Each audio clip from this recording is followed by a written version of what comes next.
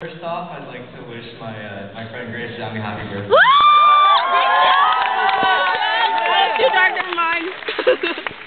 And I actually wrote this poem for my brother, who's sitting actually right there about 5 minutes ago. Oh, Brandon! Okay, it's too dark, never mind. I know.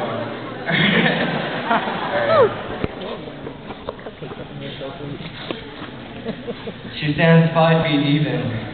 A San Francisco native who knows nothing of seasons, only of the white fog that rolls over sidewalk cracks and casts against the sky so thick. Sometimes there is no sight of a world outside of the city. Born in 1960, this brilliant black widow has spun half a lifetime for my brother and I to unwind and realize that height has nothing to do with the width of her wisdom. Like our mother, we'll regurgitate stories to our offspring, springing revelations in the hopes that they won't make the same mistakes that took place in our past. At first, we won't know how much they can handle, and we'll be careful not to vandalize years of tiny white button-downs and clip-on ties, so we'll start off light. Tell them our shit was tight, bragging about how we witnessed the first generation of Power Rangers and suffered through 56K. Every day the 90s consisted of Clinton, Fresh Prince, and Animaniacs.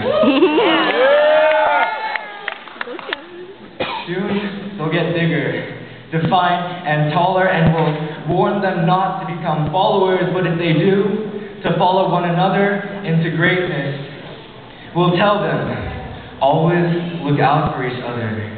Just like she told us, even though I'd leave bite marks on your arms and tell you to go to hell.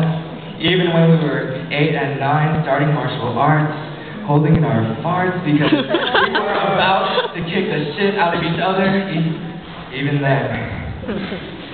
When they get closer to those dangerous years, before they can even comprehend what danger is, we'll tell them about our recklessness.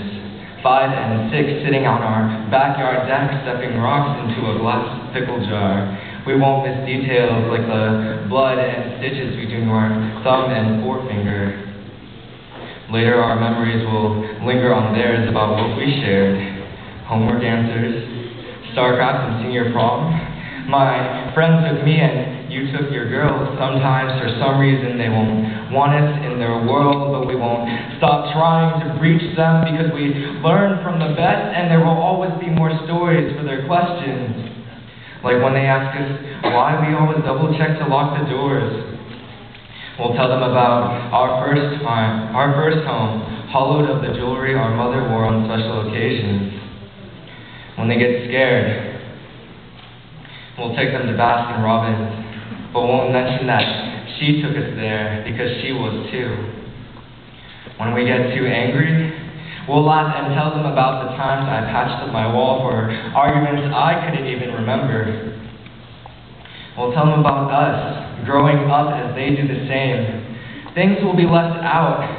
One day, if we need to, we'll tell them about the meds I took in college and how I trusted you with my craft knife because I couldn't trust myself, but I'll always remind them about the day I came out to you.